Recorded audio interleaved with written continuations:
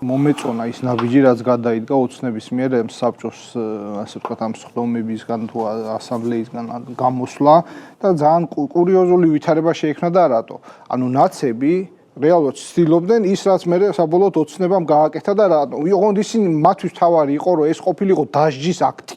ანუ დასჯის აქტი, ანუ იმათ უნდა დავესაჯეთ. ანუ ნაცებო, ბედნიერი არ ხართ ხო ამას ცდილობდით, რომ გამოსულიყავით ამ პაცედან, ეგრეთ წოდებული. ხო, ბედნიერი ეგ არ გინდოდა რომ გაგვეგდეთ. არა, იმათ არ არიან ბედნიერები, იმათ უნდათ რომ გავეგდეთ და არ მოხდა ეს გაგდება. სახელმწიფომ აჩვენა, რომ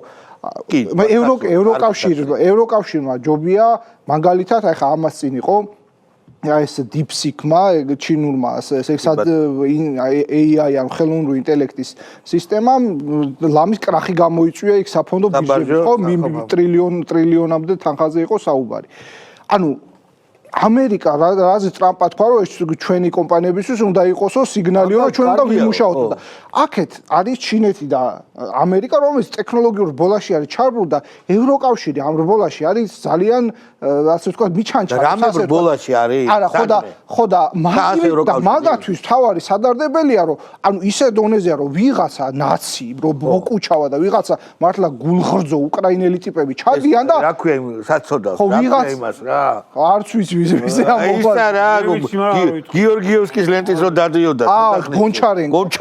ხო, ანუ ვიღაცა გონჩარენკო და ბოკუჩავა ჩადიან და მაგათი გავლენა არ გირჩევნია თქო დალოცვილი შვილი წადი ამ ჩინეთს და იმას ეკონკურირეთ რო ჩაგიხსნა ისინი კარგად შეეტენეთ ტრამპი რო არ კადრულობდა ევროკავშირის სტრუქტურებს საერთოდ რო არ ურეკალდა საერთოდ ევროპას რო არ ახსენებს ხო, იქნებ რაღაცა მოახერხო. სხვათა შორის, აი ეს მორიგინა, მე ესე ვთქვათ პირდაპირ, აი ნუკრი მახსენა ეს ჩვენი ჩინურ-ქართული ურთიერთობის მორიგი, ესე გაფორმება ინსტიტუციურ დონეზე, ხო?